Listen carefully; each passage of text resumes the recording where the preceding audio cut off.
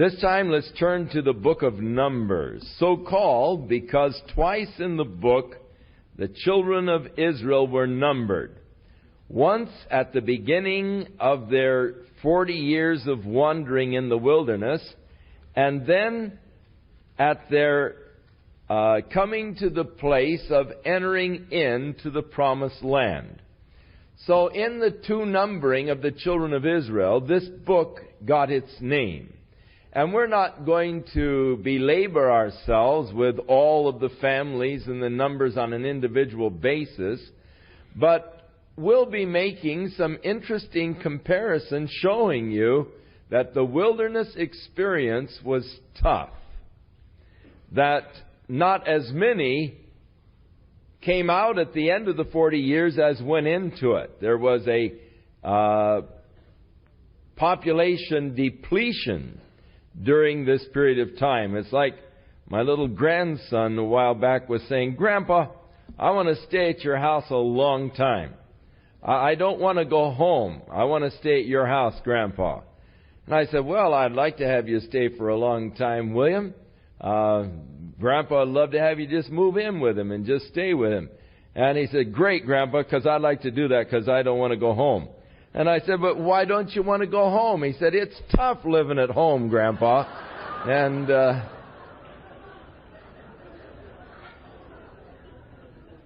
compared the way Grandpa treats him and all, I imagine it would be tough living at home. But it was tough living in the wilderness, and the children of Israel suffered from the ravages of the wilderness. And we'll be making a quick comparison as we look at the numbers who went in and how many fewer came out of the end of that 40 years of wandering than went into it. So, as we get into the book of Numbers, as I say, the name of the book implies the two census that were taken.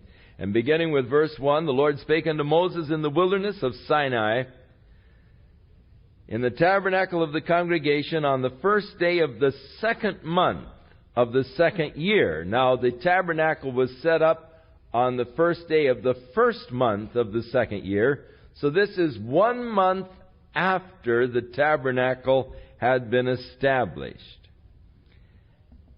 "And the Lord told him to take the sum of all of the congregation of the children of Israel and their families. And they were to number the men who were above 20 years of age, those that would be able to go to battle in case of warfare." So not the children or not the women were counted in this census, but only those men who were above the age of 20. Now, of the various tribes, there were chief men in each of these tribes. And in verse 17, "And Moses and Aaron took these men which were expressed by their names, and assembled all the congregation together." So these names of these men are expressive of the men. Notice, which are expressed by their names. Now, all of the names actually had meanings in those days. They say that names today have meanings. You want to, you find out that your wife is pregnant and you want to name the child, and so you go to a dictionary or something and you start looking at all the names and look at the meaning of the names. And there are some names, though they have beautiful meanings, for certain reasons have never been used for children to any great extent. I think of the name Lucifer. Son of the Morning, really, is a beautiful name. And yet it isn't a desirable name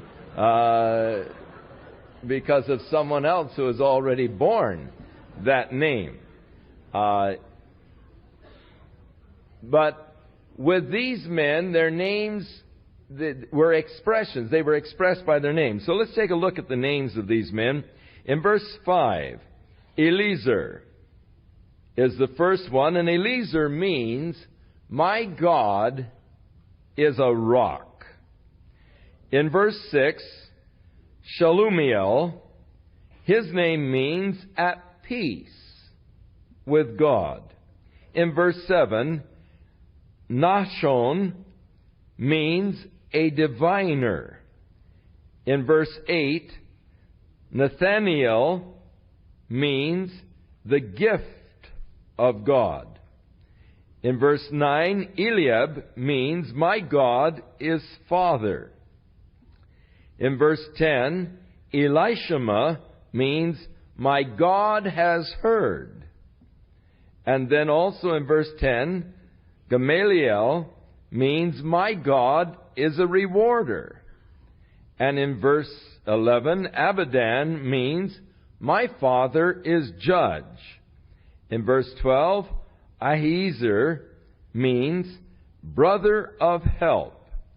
In verse 13, Pagiel means event of God. Verse 14, Eliasaph means God addeth. And then the last guy, Ahired, doesn't have too good a name. It is brother, his brother is evil. So he probably had an older brother that wasn't of too good a reputation, so he picked up the name, his brother is evil. So these are the 12 men who were to be more or less the captains or the leaders, the princes over the various tribes. And so the tribes are listed with their names, and you can go back and look over, if you are so inclined, the tribe that each of these men represented and were princes over these particular tribes. So now we begin the numbering of the tribes. And of the tribe of Reuben, in verse 21, of these adult males over 20 years of age, there were 46,500. In the second numbering, after the end of the 40 years, there were only 43,730. And so there was a diminishing of almost 3,000 men of the tribe. Of the tribe of Simeon, verse 22. Of the number of Simeon, verse 23, were 59,300. At the end of the 40 years, there were only 22,200 of the tribe of Simeon. It was more than halved.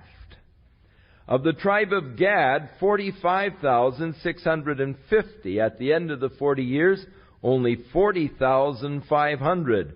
A loss of 5,150. Of the tribe of Judah, verse 27, there were 74,600.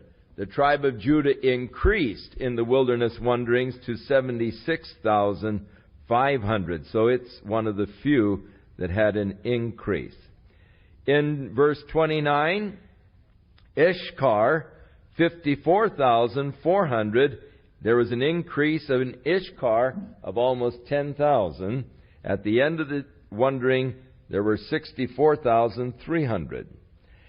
Of the tribe of Zebulun, 57,400. It increased to 60,500. Of the tribe of Ephraim, verse 33, 40,500. It was cut down to 32,500. And so a loss of 8,000 in the tribe of Ephraim. Of the tribe of Manasseh, 32,200. And it increased to 52,700. Of the tribe of Benjamin, 35,400, which increased to 45,600. Verse 39, of the tribe of Dan, there were 62,700. They increased to 64,400. Of the tribe of Asher, 41,500, increased to 53,400. And so the total number of the men that they numbered, verse 46, were 603,550. 50. And so those are the men above 20 years of age, those that were able to bear a spear and to go into war, who entered in to the 40 years of wandering in the wilderness, and that whole generation died. Only 2 of those men were left to go into the promised land. The 2 were Joshua and Caleb, of which we will get next week, the faithful spies bringing the good report. Now the Levites and the tribe of the Levites were not numbered because they were not to go to battle. They were to not be counted with the number of the men of Israel, but they were to be appointed over the tabernacle to take care of the tabernacle and the vessels, and they shall bear the tabernacle and the vessels, and shall minister unto it, and shall encamp around about the tabernacle. And when the tabernacle goes forward, the Levites shall take it down. When it is to be pitched, they are to set it up. The tribe of Levi had as its responsibility the taking care of the tabernacle, the moving of it, the setting up of it, and of course, through Aaron and the priest, the services within the tabernacle. Now as we get into chapter 2, we find God arranges the camp of Israel around the tabernacle. Verse 2, every man of the children of Israel shall pitch by his own standard with the sign of their father's house, or the ensign of their father's house, far off about the tabernacle of the congregation shall they pitch. So it is interesting as we get a picture in our minds of the great company of people that were moving through the wilderness.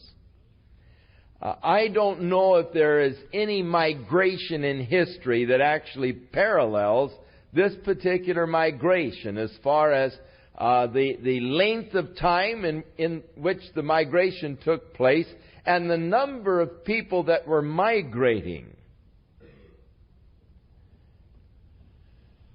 But to get the picture of the camp of Israel, first of all, the center of the entire camp was the tabernacle, the place of meeting. And the cloud rested on the tabernacle during the day, and the pillar of fire rested on the tabernacle at night.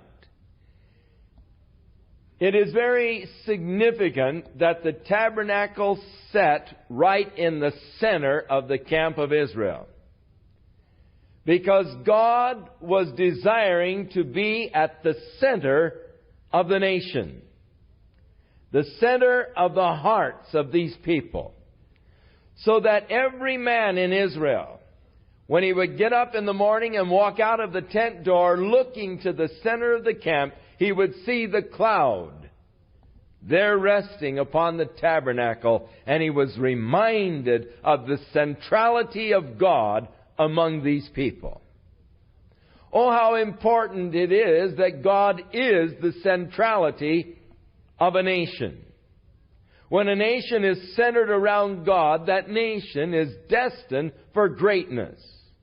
As long as there is that consciousness of God at the center of a people, there is always that potential for greatness. It is when people lose the centrality of the concepts of God, and God is no longer the center of their life, God no longer is the center of the national life, then that nation is in decline.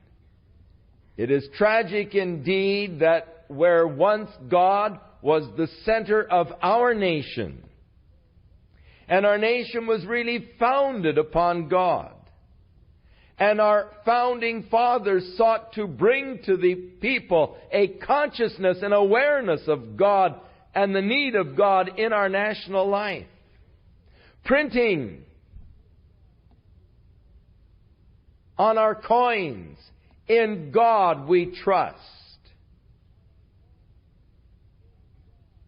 which has today become almost a hypocrisy. because we've come to trust in the coins, in the money, rather than in God. But as you look at the Constitution, and as you look at the Bill of Rights, and as you listen to the words of the songs, the national anthem and all, we see how that they put God into the whole warp and woof of the national life of America. And as long as we had that centrality of God, our nation became strong. In the first public schools in the United States, the Bible was the textbook. They taught the children how to read out of the Bible. They taught them the ABCs out of the Bible. It was the first textbook, and in many schools, the only textbook.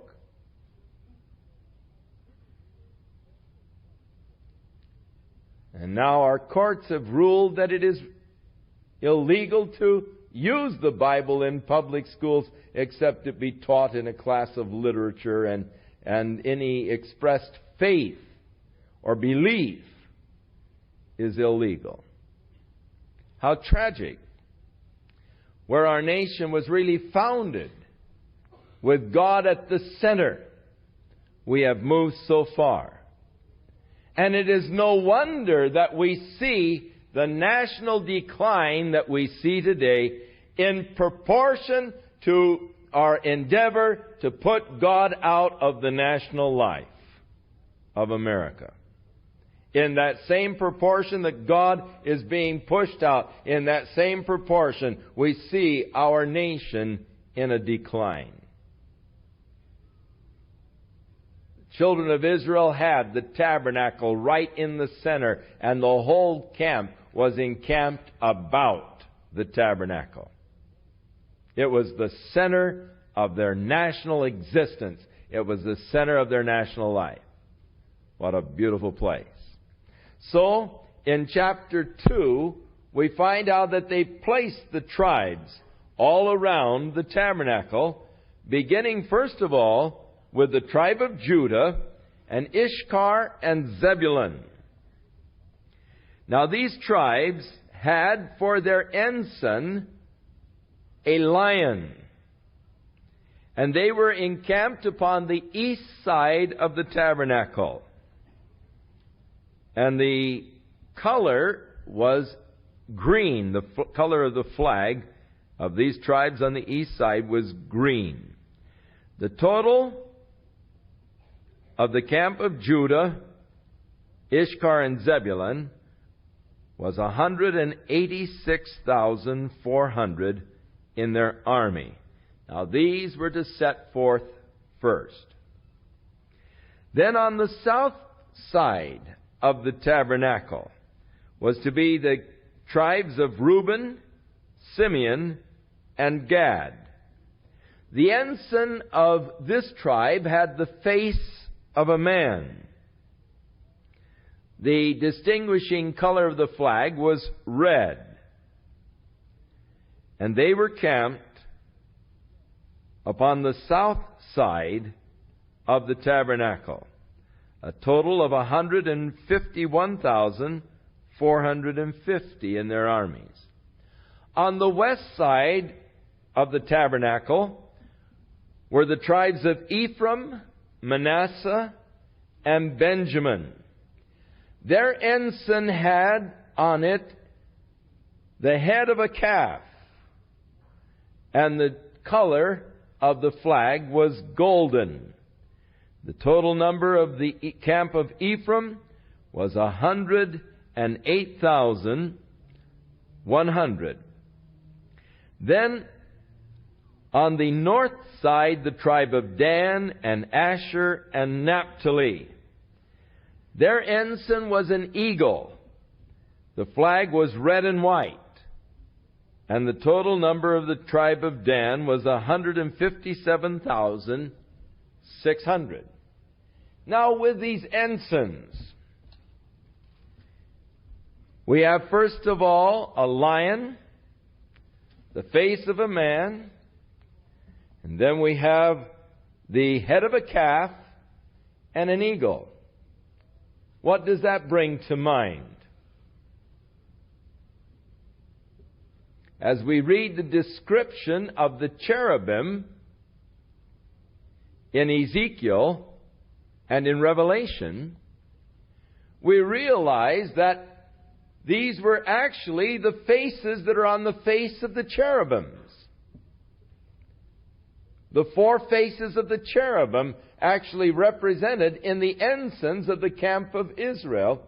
So you have the concept of the angels of the Lord encamping around about His people. God in the center. The tabernacle, the place of meeting God, but encamped around the people of God, the ensigns, which are reminding of the cherubim, how the angel of the Lord is encamped around about the righteous.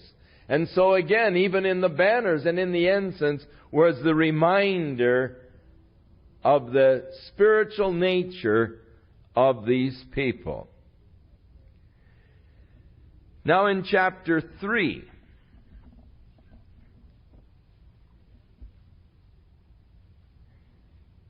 God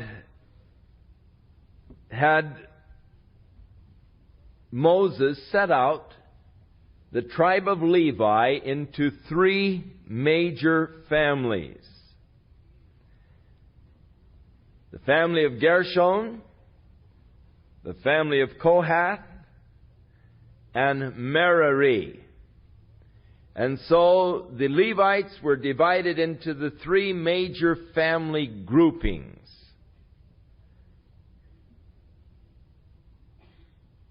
Verse 10, Thou shalt appoint Aaron and his sons, they shall wait in the priest's office. The stranger shall not, who tries to come near, will be put to death. Verse 12, And I have taken the Levites from among the children of Israel instead of the firstborn.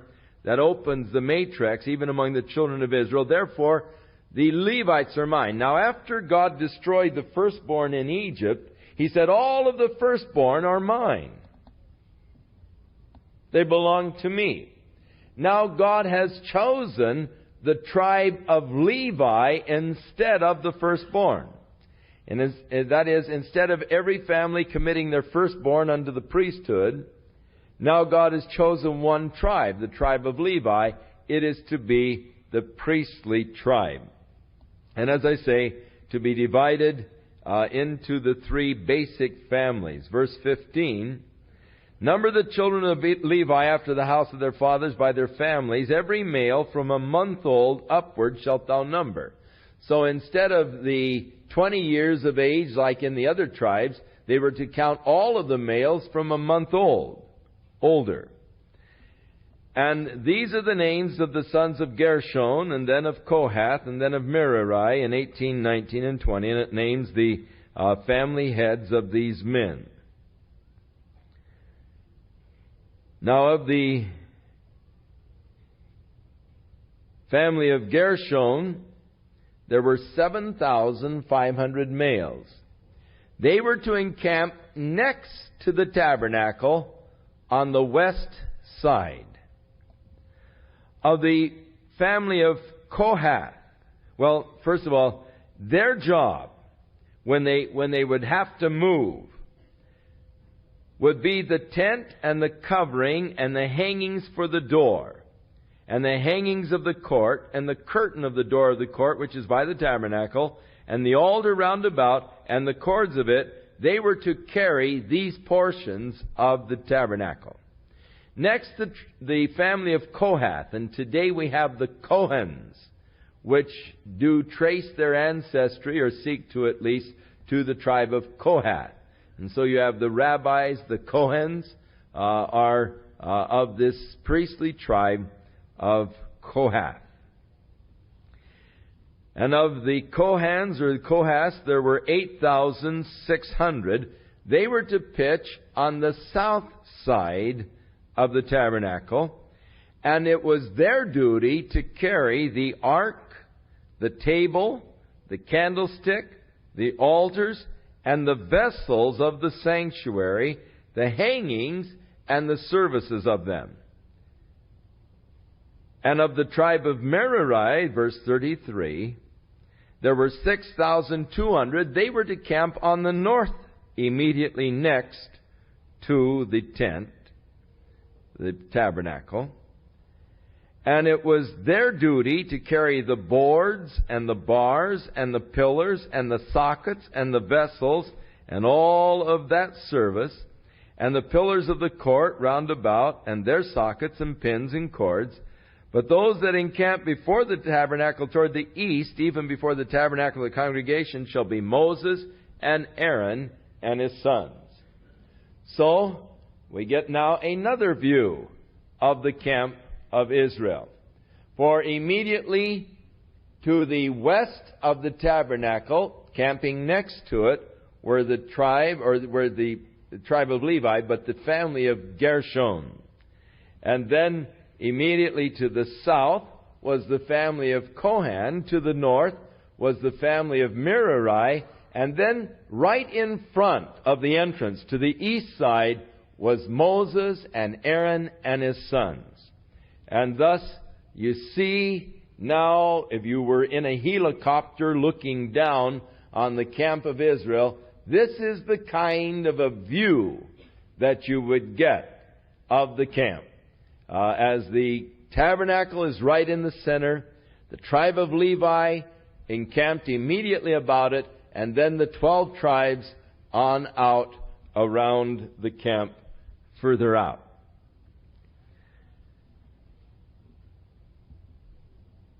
Now those that were numbered of the Levites, which Moses and Aaron numbered at the commandment of the Lord throughout their families, all the males from a month old and upward, were 22,000. Now, because the Lord said, the firstborn are mine, and they numbered all of the male Levites, there are 22,000, God wants to make sure that He gets a fair deal. So He said, now number all the firstborn throughout all of Israel. And so they numbered the firstborn throughout all of Israel, and there were 22,273. God said, I'm short. Because there were only 22,000, so He's short 273. So He said, you're going to have to buy the 273. So charge 5 shekels of silver for the 273 and give it to Aaron, because I'm short that many. I should have, if he took all the firstborn, 22,273. Only 22,000 of the Levites, so you owe me 273. So charged at the rate of 5 shekels of silver, they brought the silver and redeemed those 273 from the Lord and gave the money to Aaron. Now in chapter 4, we find that from the tribe of Kohath, the men that were to actually do the service of carrying and all, of course they numbered them from a month old upwards. It's obvious that little kids couldn't carry these heavy boards and these things. So the men who were in charge, and the older men would have difficulty, so they chose those men from 30 years of age to begin the ministry at 30 years, and they retired at 50 years. And so the time of service was from 30 to 50.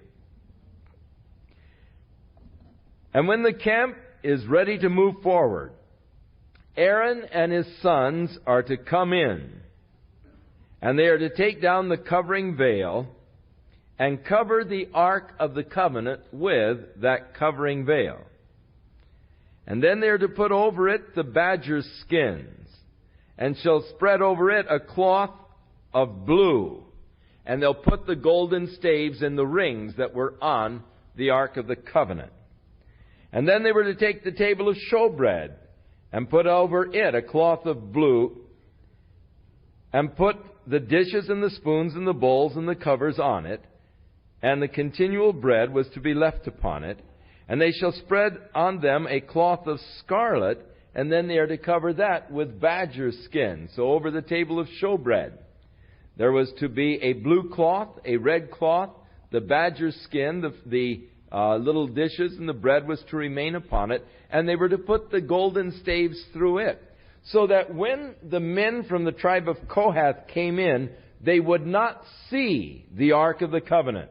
They would not see the table of showbread. They would not see the lamps, lest if they see them, they die. Aaron and his sons were to cover all these things, wrap them up, get them ready to carry, and then these fellows would come in and just pick up the sticks and would carry them as porters with these staves and not even touch the instruments themselves, but carry them between the sticks.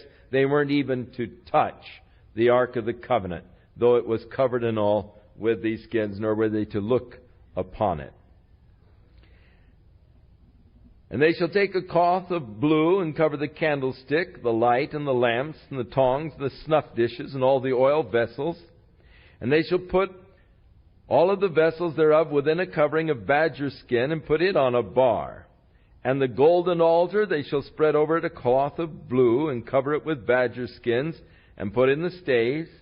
And all of the instruments of ministry wherewith they minister in the sanctuary, put them in a cloth of blue, cover them with covering for badger skins, and shall put them on a bar, and shall take away the ashes of the altar, and so forth.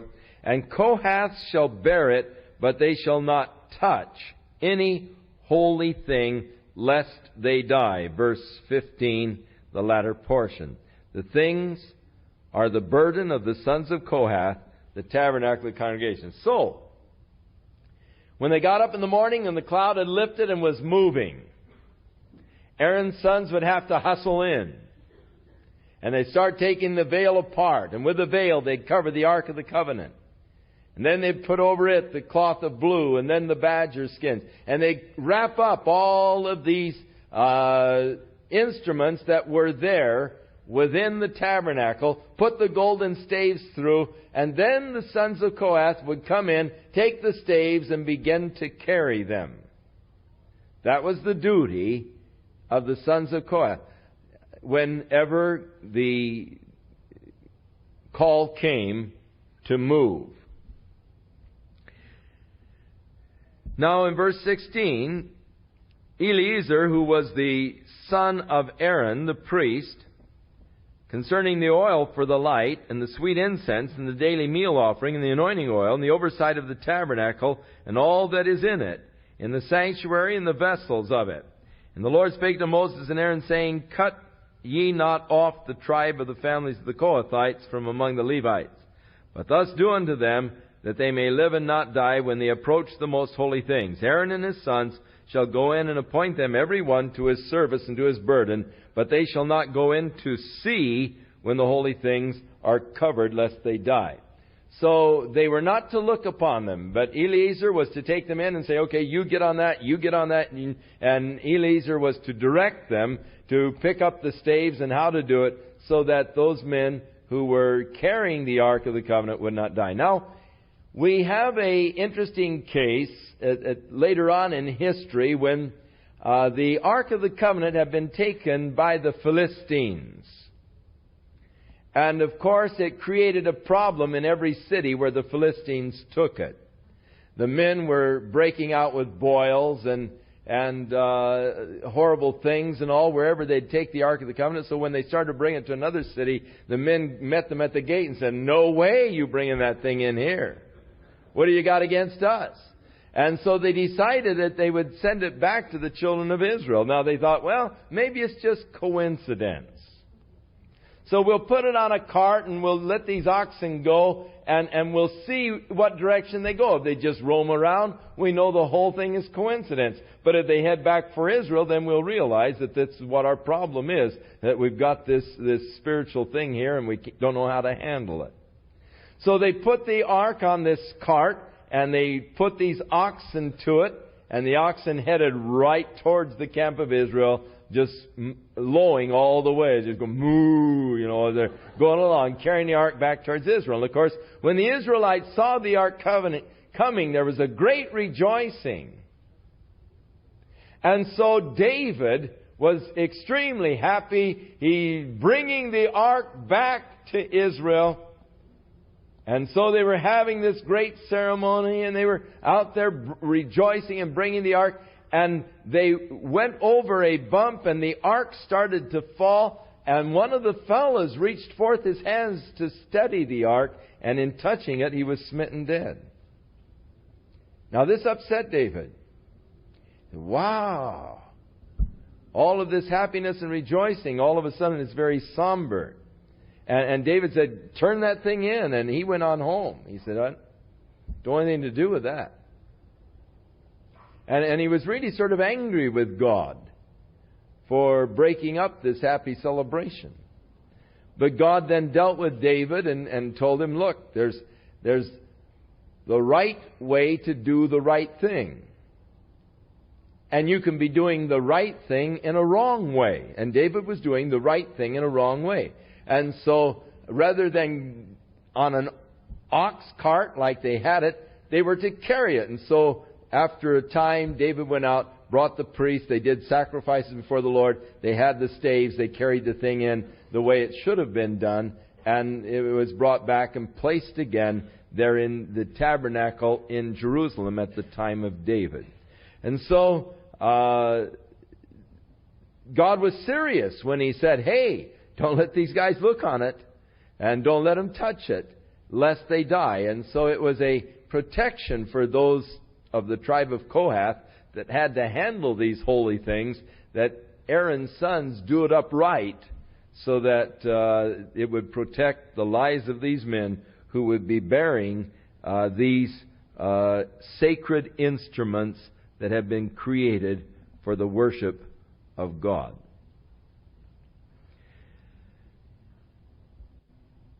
Now, the tribe of Gershon, in verse 24, this was the service of the family, not the tribe of Gershon, but the family of Gershon, the tribe of Levi. They shall bear the curtains of the tabernacle, and of the tabernacle of the congregation, the coverings of the badger skins that are above it, the hangings of the door of the tabernacle, and the hangings of the court, and the hangings of the door of the gate of the court, which is by the tabernacle, and the altar that is round about it with the cords, and the instruments of the service, and all that is made for them, so shall they serve. And at the appointment of Aaron and his sons shall be all the service of the sons of the Gershonites, in all their burdens, and in all their service, and ye shall appoint unto them the charge of their burdens, and this is the service of the family of the sons of Gershon. And so all of these curtains, and you remember there were actually 4 curtains over the top of the tabernacle, and the hangings over the door, and this curtain that went all the way around the tabernacle, these were to be carried by the family of Gershon. And then finally, the sons of Merari, thou shalt number them from 30 years old, and it is their charge to carry the boards of the tabernacle, and the bars thereof, the pillars and the sockets, and the pillars of the court round about, and their sockets, their pins, and the silver sockets that they went into and all. And this was to be the burden of Merari. So, actually, this whole thing was quite portable. These guys could move in, collapse the whole thing, and carry it off, and then they could set the thing up again. When they came to the place where the cloud was resting, they would go ahead and set up the tabernacle where the cloud rested. And when the cloud moved, they moved. When the cloud set, they set. And so the family of Levi, or the tribe of Levi, by these families, each one had their own duty in the carrying of the tabernacle. And the number of the men that were involved in this task was 8,580. So they had a pretty good crew working on the setting up of the tabernacle and the taking down of it and carrying it and so forth, whatever the case may be. Now in chapter 5, they are told to cleanse the camp by putting out every leper and those that have any kind of a issue from their body, and those who have been defiled by touching a dead body. And God didn't want any type of defilement in the camp where He dwells. So the children of Israel did so. They put out of the camp those that were leprous, those that had any running type of sores, and those who had been defiled by touching dead bodies. And the Lord spake unto Moses, verse 5, saying, Speak unto the children of Israel, when a man or a woman shall commit a sin, that men commit to trespass against the Lord. The person is guilty. They shall confess their sin which they have done, and then they shall recompense in their trespass and offer, actually, before the Lord, the ram of the atonement, whereby an atonement shall be made for him, and an offering of all the holy things of the children of Israel. And every man's hallowed thing shall be his, whatsoever man hath given the priest, it shall be his. And so then we have this law of jealous husbands. Now, if a woman has had an affair and her husband doesn't know it, and she doesn't get pregnant, hasn't been found out, but if a spirit of jealousy would suddenly come on a husband, and he'd wonder whether or not his wife was really being faithful to him, then he was to bring his wife before the priest.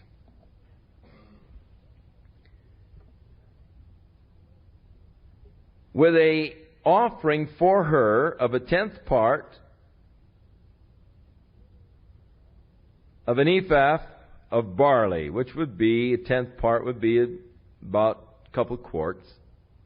He shall pour no oil upon it, or put any frankincense thereon, for it is an offering of jealousy, bringing iniquity to remembrance. And the priest shall bring her near, and set her before the Lord. And the priest shall take the holy water in a earthen vessel, and the dust that is in the floor of the tabernacle the priest shall take, and put it in the water. And then he is to charge this woman with a severe oath, and she is to drink this bitter water. And he said, if you have been unfaithful to your husband, may this water cause your belly to swell and your stomach to rot. And a woman would have to drink the bitter water and then wait for the consequences. And if her stomach would swell and all, then she was considered guilty and was put out. But if there was no ill effect, then she was considered to be innocent, and her husband's jealousy was unfounded. Imagine if you had an extremely jealous husband. And every week you're drinking this bitter water.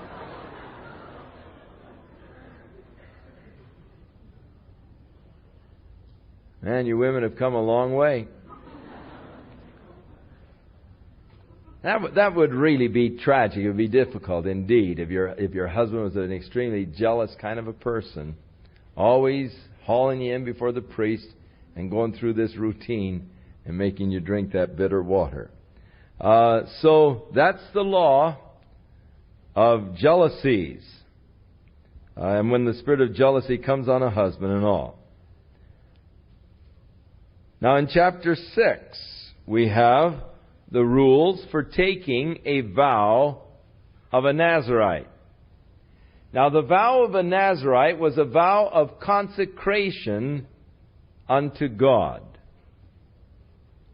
And if you wanted to make a special consecration of yourself to God for a period of time, you could enter into the vow of the Nazirite. During which time that you were going through this vow of the Nazirite, you were not to drink any wine, or any grape juice, or eat any grapes, or even raisins. You were not to take anything that came from the vine to eat it. You can even eat sarma. because that's grape leaves and all, and you could have nothing from the vine. And you would allow your hair to grow during the time of the vow. You wouldn't shave or you wouldn't cut your hair. And that was the vow of consecration unto God. Now this is the vow that Samson was to have from his birth. For when Manoah's wife was barren, and the angel of the Lord came to her and informed her that she was going to have a son, and she was not to bring a razor to his head, not to allow him to drink anything from the vine, any wine or anything, and that through him God would begin to deliver the Israelites from the camp of the Philistines. She came to her husband and she said, there was a man that met me out in the field and said I was going to have a son, and I wasn't to shave his head, and he's going to be a Nazirite and so forth. And her husband says, I'd like to meet this fellow. If he shows up again, let me know. So she was out in the field again, and the angel appeared again and said, would you mind waiting here a minute while I go get my husband? He wants to meet you. So Manoah came, and when he saw the angel, he said, well, I just, she was excited, and I just figured I'd find out directly from you. Just how do you want me to raise this boy now? And so the angel repeated the instructions to Manoah. He was to be a Nazirite. Never was a razor to come to his head. The vow of the Nazirite from birth. The sign of consecration unto God. Now, in the process of time, Samson became involved with Delilah. And she daily was pressing him for the secret of his strength. And in a moment of weakness, after this continued pressure, he said, if you would shave the hair of my head, then I would be weak like any other man. Now, there are many people who from this get a false concept, thinking that Samson's strength lay in his long hair. False. Hair cannot make you strong, or the lack of it doesn't make you weak.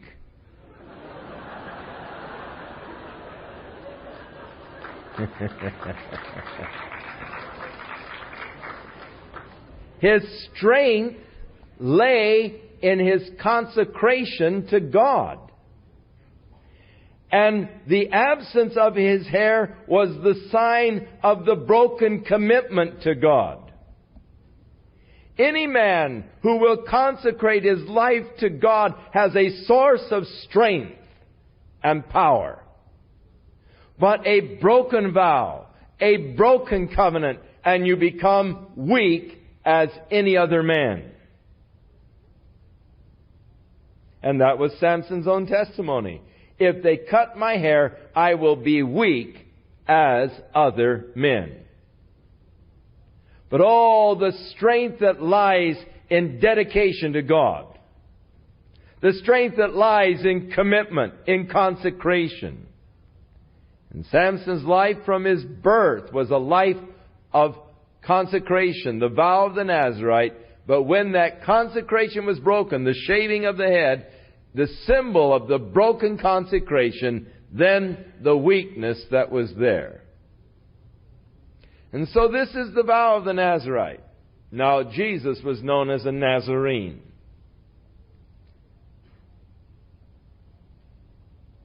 The vow of the Nazirite was no razor to come during the period of the vow, and not to drink anything from the vine. And so when you wish to, when the thing was over, your period of consecration that you had made and your time of separation, then you were to bring a lamb of the first year for a trespass offering,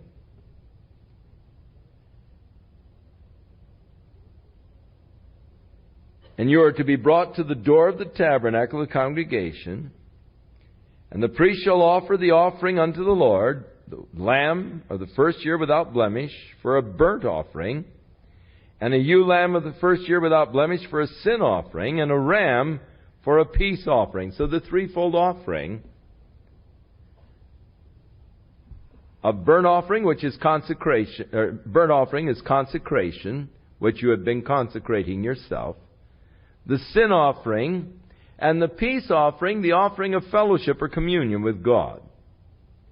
You are also to bring a basket of unleavened bread cakes of fine flour mingled with oil, the wafers of unleavened bread anointed with oil, for the meal offering and the drink offering. And the priest shall bring them before the Lord, and offer the sin offering and the burnt offering, and he shall offer the ram for a sacrifice of the peace offerings unto the Lord, with a basket of unleavened bread. And the priest shall offer also his meal offering and the drink offering. And the Nazarite shall shave the head of his separation at the door of the tabernacle of the congregation, and take the hair and put it in the fire which is under the sacrifice of the peace offerings. So now your period of consecration is over. You shave your head, you take your hair, and you burn it. There, at the time that they are burning the peace offerings, you put it on the fire of the peace offering. And the priest shall take the sodden shoulder of the ram, with one unleavened cake out of the basket, and one unleavened wafer, and shall put them in the hands of the Nazarite after his hair has been shaved. And the priest shall wave them as a wave offering before the Lord. This is holy for the priest, with a waved breast and the heaved shoulder. And after that the Nazarite may drink wine. This is the law of the Nazarite who is vowed, and of his offering unto the Lord for the separation, beside that is in his hand, that shall he get, according to the vow which he has vowed. And the Lord spake unto Moses, saying, Speak unto Aaron, unto his son, saying, On this wise shall ye bless the children of Israel. Now the priest had a twofold function. His first ministry was to stand before God representing the people, because a man could not approach God. It was impossible for sinful man. It is impossible for sinful man to approach a holy, righteous God. The holiness of God would just burn you to a crisp because of the sinfulness in your life. Therefore, the unrighteous, unholy man could not approach the holy God. Thus, you needed someone to approach God for you. And that was the office of the priest. You would come to him, bring your sacrifice to him. He would take your sacrifice before the Lord, and he would go before the Lord to represent you. But then, he was to come back to you and represent God. So his ministry was twofold, representing the people unto God, and representing God unto the people. Now, this is how he was to represent God. When he came back to the children of Israel, he was to represent God with this threefold blessing. The Lord bless thee and keep thee. The Lord make his face to shine upon thee and be gracious unto thee. The Lord lift up his countenance upon thee and give thee peace. And God said, And thus shalt thou put my name upon the people. This name of God, which is only represented in the text by the consonants, no vowels. So the pronunciation of it became impossible. The name of God was represented in the text by the capital letters YHVH. Just the consonants. Because they didn't want people pronouncing the name of God even in their minds. Thus the pronunciation for the name of God was lost. And whether it be Jehovah or Yahweh is a matter of theological debate, but nobody really knows for sure. But it was that glorious name by which God revealed Himself to the people, which is really not so much a name, but a verb which means the becoming one. As God becomes to man whatever man's need might be. And thus the name of God was often coupled with other things. As when Isaac said to his father Abraham, "Here is the wood, here is the fire, where is the sacrifice?" And Abraham said, "Jehovah Jireh, the Lord will provide Himself a sacrifice." And later he called the name of the place Jehovah Jireh, the Lord will provide. God becomes our provider. Later on, when the children of Israel were battling against the Amalekites,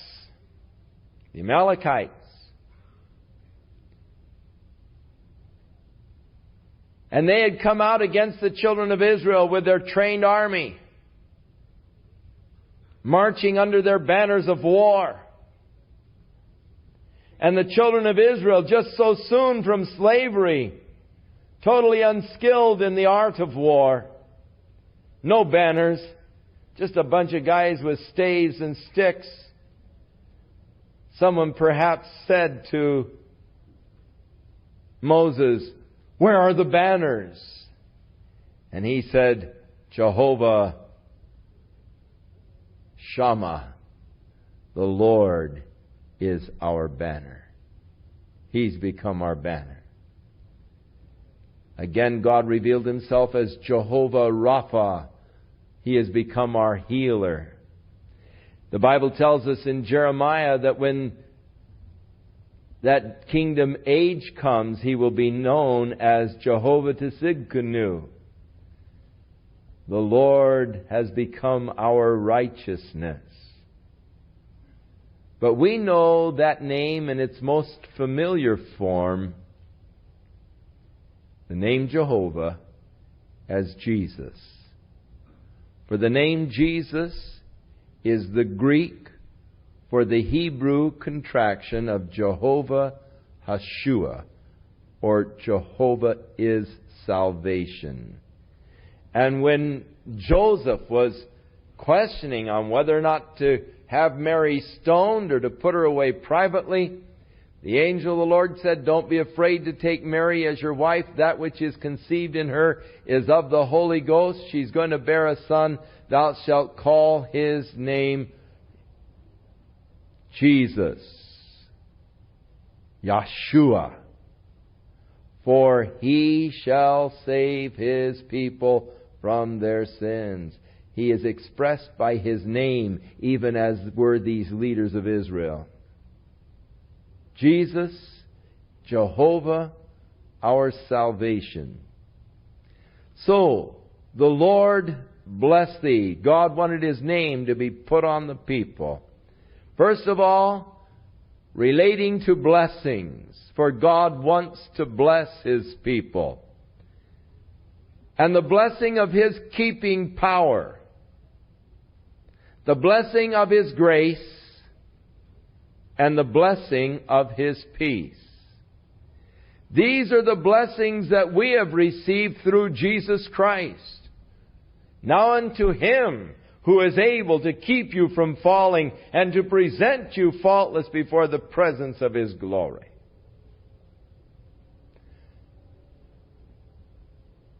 Grace according to the measure of the gift of Christ. And He is our peace, who has broken down the barriers that existed between us. So the name that God put upon the people was all fulfilled in Jesus Christ. The Lord bless thee. and keep thee.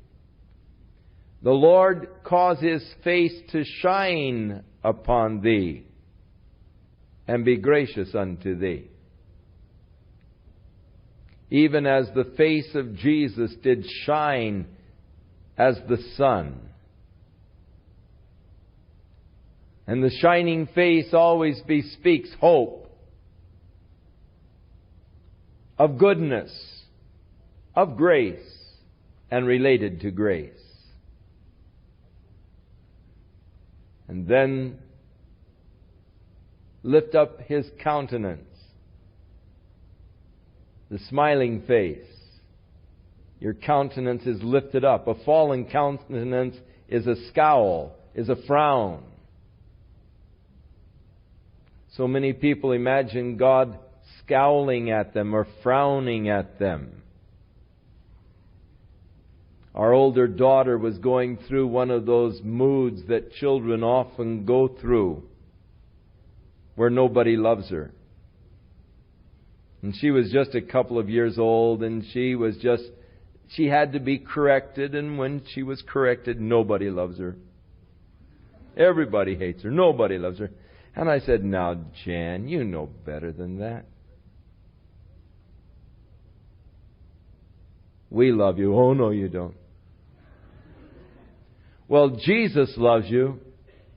"No, He doesn't." I said, "What do you mean?" She said, "I just looked up at that cloud and He put His head out from behind it and stuck His tongue out at me."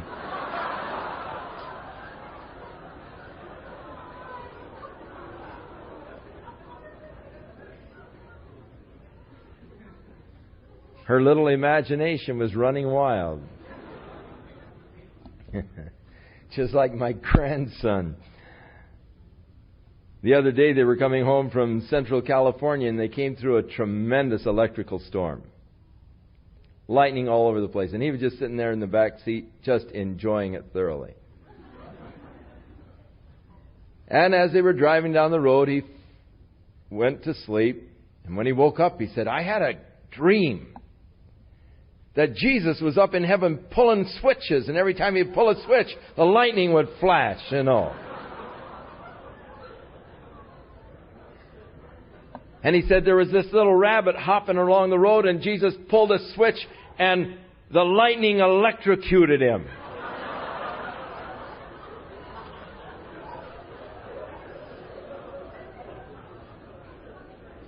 And his mother said to him, "Oh, William, that's awful."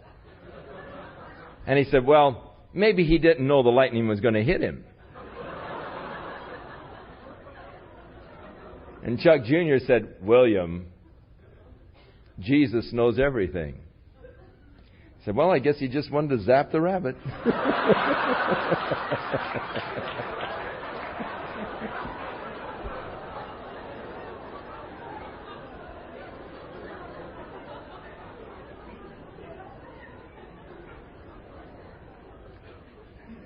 But it's amazing what our imaginations can do. They can run wild. And so often we imagine God scowling at us. God is angry with me. God is frowning at me. But God said, "This is how I want you to put my name on the people. Tell them, the Lord lift up His countenance upon thee and give thee peace." Oh, how glorious the smile of approval. What peace is in my heart as I with open face behold the glory of the Lord. And see that bright shining face and realize that God is smiling at me because He loves me. And I am His son. And I am in Christ Jesus. And in Him I have experienced the grace of God, the peace of God, and the keeping power of God. These are the blessings that belong to the children of God who are in Christ Jesus. But the whole Old Testament economy, the priesthood, the tabernacle, all testify of how unapproachable God is by man. You cannot approach God directly. You pull a switch and you get zapped. Thus, if you want to approach God apart from Jesus Christ, there's no way. There's not even a priesthood anymore. There's not even sacrifices being offered. There's no one to go before God for you. This is the thing that troubles me most about the so-called devout Jew today. I don't care how devout they are in their worship. What are they doing about their sin? How can they approach their God? God established the covenant whereby man could approach Him in the Old Testament. But that covenant that God established was by the law and by the sacrifices of the law. And without any sacrifice, without any priest, without someone to go before God for them, how can they dare come before their holy, righteous God, bringing their good works and expect to be accepted? They're not even honoring the covenant that God made with their own people. And thus, no matter how sincere or devout they may be, they have no approach to God until they reestablish that old covenant. But even then, they will not find that it will avail now that God has abolished the old covenant, that He might establish the new covenant through Jesus Christ. Now, Christ is the mediator of the new covenant. For it is necessary that in the approach of God there be a mediator. The priest was a mediator of the old covenant. Jesus Christ has become the mediator of the new covenant, and it is through Jesus Christ that I approach God and that God approaches me. It is through Jesus Christ that I come into fellowship with God and I come to know God. And thus Jesus Christ is very important to anyone who seeks to approach God. Now in chapter 7, we find that the 12 princes of the tribes of Israel brought in their offerings to the Lord. And in verse 3 we read, they brought 6 covered wagons and 12 oxen and a wagon for 2 of the princes. In other words, every 2 princes brought 1 wagon and an ox from each, and they brought them to the tabernacle. And they were to be given to the tribe of Levi, the families, in order to help them as they carried some of the curtains and all that went with the tabernacle. And so 2 wagons and 4 oxen He gave to the sons of Gershon. 4 wagons and 8 oxen they gave to the sons of Merari, according to the service that they did. But the sons of Kohath, who carried the Ark of the Covenant and all, they did not use wagons. They were carried on those golden staves. And so they were to be borne upon their shoulders. They did not get any wagons. Now, each of the princes then came forth, and they brought their offering of 1 silver charger. The weight of it was 130 shekels. And 1 silver bowl of 70 shekels, after the shekel of the sanctuary. Both of them were full of fine flour mingled with oil for a meal offering. And 1 spoon of 10 shekels of gold full of incense. 1 young bullock, 1 ram, 1 lamb, the first year for a burnt offering, 1 kid of the goats for a sin offering, and for a sacrifice of peace offerings, 2 oxen, 5 rams, 5 goats, 5 lambs of the first year. This was the offering of Nashon, the son of Amminadab. And each of the princes brought the identical same offering. And so it would only be redundant if we read each of them in the 7th chapter. But each of them brought the same offering to the Lord, and it was given unto the Lord. This was for the dedication of the altar in the day that it was anointed. The princes of Israel brought these offerings unto the Lord, and they are summed up, beginning with verse 84, to the end of the chapter. And in verse 89, when Moses was gone into the tabernacle of the congregation to speak with him, then he heard the voice of one speaking unto him from off the mercy seat that was on the ark of the covenant between the two cherubims, and there God spoke to Moses. And the Lord spake unto Moses, saying, Speak unto Aaron, and say unto him, When you light the lamps, the 7 lamps that shall give light, there in the candlestick. And so Aaron lighted the lamps of the candlesticks. And then there was to be the cleansing of the Levites, and they were to be sprinkled with the water of purifying, and to wash their clothes and make themselves clean. And they were to bring the Levites before the Lord, and the children of Israel shall put their hands upon the Levites. And Aaron shall offer the Levites before the Lord for an offering of the children of Israel, that they may execute the service of the Lord. So this is sort of almost an ordaining for the ministry. Like in the New Testament, they would lay hands upon those that were going to minister. 15th chapter, is it, of Acts? 13th chapter. And the Spirit said, Separate unto me Paul and Barnabas for the ministry where I've called them. And so when they had fasted and prayed, they laid hands on them, and the Spirit sent them forth. It's sort of a ordaining kind of a process, the laying on of hands. And so the tribe of Levi was to be brought before the tabernacle, and then the congregation of Israel gathered around them and laid their hands on them. These men are to minister for us in spiritual things. And then those of the tribe of Levi shall lay their hands on the heads of the bullocks, and they were to offer one for a sin offering and one for an offering of consecration to the Lord, to make the atonement for the Levites. And thus they were to begin their ministry and service unto God for the people. Verse 24, This is that which belongs to the Levites from 25 years old and upwards, who will go in and wait on the service of the tabernacle of the congregation.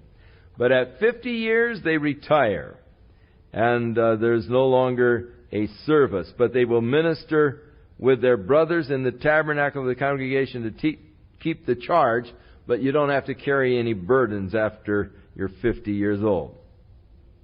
In chapter 9, the Lord,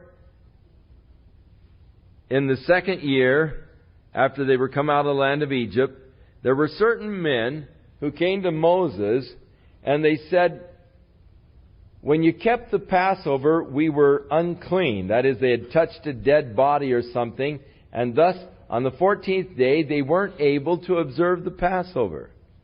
And so they came to Moses with this problem. That day we were ceremonially unclean. We couldn't participate. What shall we do? So Moses said, Well, let's wait and inquire of the Lord. So Moses went in before the Lord and said, Lord, what shall we do about these fellows? And the Lord said that if they were ceremonially unclean and could not observe the Passover in the 14th day of the first month, or if they were out of the country, then they could observe it in the 14th day of the second month. But if you were not ceremonially unclean, or you weren't away, then there was no excuse for not observing it the 14th day of the first month. And if you failed to observe it, then you were to be cut off from the camp of Israel. In other words, it was a requirement for every adult male to observe the Passover on the 14th day of the first month, unless there be the extraneous causes which would then give you the privilege or permission to observe it the 14th day of the second month. But by all means, you were to observe it every year. And so God gave the special orders concerning those men. Now, beginning with verse 15, we read how the camp moved along. And on the day that the tabernacle was raised up, the cloud covered the tabernacle, namely the tent of the testimony. And at evening there was upon the tabernacle the appearance of fire until the morning. And so it was always. The cloud covered it by day, and there was the appearance of fire by night. And when the cloud was taken up from the tabernacle, then after that the children of Israel journeyed. And in the place where the cloud rested, there the children of Israel pitched their tents. At the commandment of the Lord, the children of Israel journeyed. At the commandment of the Lord, they pitched. As long as the cloud rested on the tabernacle, they rested in their tents. If the cloud stayed there for a long time on the tabernacle, for many days, the children of Israel just kept the charge of the Lord, and they did not journey. And so it was when the cloud was there for a few days. The tabernacle, according to the commandment of the Lord, they stayed in their tents. According to the commandment of the Lord, they journeyed. In other words, God was in direct control when they moved, when they stayed. They were obedient unto the Lord. God was in charge of their movements completely. Whether it was 2 days, verse 22, or a month or a year that the cloud tarried on the tabernacle, remaining thereon on the children of Israel, they stayed in their tents and they journeyed not. But when it was taken up, they journeyed. And at the commandment of the Lord they rested. At the commandment of the Lord they journeyed. They kept the charge of the Lord. Then in chapter 10, he was ordered to make 2 silver trumpets. And these silver trumpets were to be used for calling an assembly of the people together, or they were to be used at the time of battle in sounding the alarm. And if they sounded one alarm, then the camp that were on the east part were to go forward into battle. If they sounded 2 alarms, then also the camp on the south side was to go in to battle. And so these trumpets were to be used to help direct the people. Naturally, when you've got, over 500,000 adult males out there, plus all the women and children, and you don't have any real communication system. They don't have radios or transistors or whatever. You've got to keep the camp in order. And if you're attacked, you could be attacked over here on the east side, and people on the west side wouldn't even know what's going on. So even as in the years of warfare up until modern communication, the bugle was blown to instruct the troops for various things, and is even still practiced today in many of our army camps. When we were over in Hawaii, we were on some of the military bases there, and we'd hear the bugle blowing to call the guys to the mess at lunchtime, and we would hear the various bugles and the fellows responding to the sound of the bugles. And that was basically what it was all about. They would sound assembly, or they would sound the alarm for an attack, or the various things, and thus they had the various signals that would be blown by the trumpets. And of course, that is why we read in the return of Jesus Christ, the trump of God. The trump of God is going to sound an assembly for all of the children of God. And what a glorious, I can hardly wait to hear that trumpet blow. And I don't know what the melody will be, but I'll tell you, I'll recognize it the minute I hear it. And I'll know that it's, the Lord is calling an assembly of His children, calling us home to be with Him. And thus we are awaiting, really, God's call of assembly for the church. Now, the trumpets were also to sound at the beginning of their Sabbath days, and the holy days, the solemn days, the beginning of their months, and the blowing of the trumpets over the burnt offerings and the peace offerings and so forth, a memorial unto your God, for I am Jehovah your God.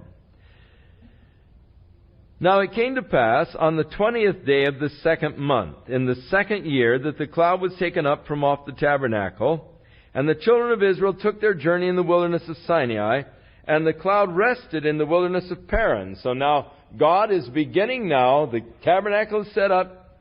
The whole thing is working. So now God is beginning to move them towards the land that He has promised. So the cloud was lifted up, and it moved now from the wilderness area of Mount Sinai. And it is now moving to the promised land, or towards the promised land, and leading them into this area of Paran. And so the Levites all went in. They dismantled, of course, the tabernacle, and Aaron's sons covered everything. Now it's sort of a dress rehearsal. They've been taught what to do, and now they're doing it as the cloud begins to move, and the Kohathites move in and they take their load. The Gershonites come in, the Merarites, and we're moving. We're on the way. Excitement. God is now moving us. Now, Moses said to his father-in-law, Hobab, the son of Raguel, the Mennonite, Moses' father-in-law, we're journeying to the place which the Lord said He was going to give to us.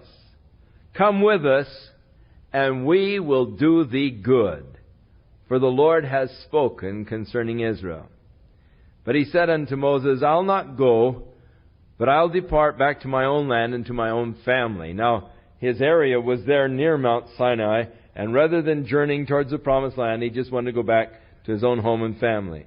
And Moses said, Leave us not, I pray thee, forasmuch as you have knowledge how we are to encamp in the wilderness, that you may be to us instead of eyes. In other words, this fellow was really a man of the desert. He was able to track in the desert. He was able to tell them where the water was. And he had that desert savvy, that desert knowledge. And so Moses was really desiring the guy to stick with him, because he really had all that desert savvy. And you can be as eyes for us and all. And Moses was asking the fellow to remain with him. And it shall be that if you go with us, that whatever goodness the Lord gives to us, we're going to share with you. And they departed from the mount of the Lord for 3 days' journey, and the ark of the covenant of the Lord went before them for 3 days' journey, to search out a resting place for them. And the cloud of the Lord was upon them by day, and when they went out of the camp, and it came to pass, when the ark set forward, that Moses said, Rise up, Lord, and let thine enemies be scattered, and let them that hate thee flee before thee. And when it rested, he said, Return, O Lord, unto the many thousands of Israel. So that was beautiful. Whenever the cloud would rise up, he'd say, Rise up, O Lord, move on, and let your enemies flee before you. And when the cloud would settle, he'd say, All right, Lord, rest among your people, among the thousands of Israel. And so now God is beginning to move them toward the land of promise. And we've got many exciting adventures in the book of Numbers as we move ahead. I really like the book of Numbers. The first part is a little redundant in some of the numberings and all, but now we're starting to get into some pretty exciting experiences as God begins to lead them toward the land that He had promised unto their fathers. Shall we stand?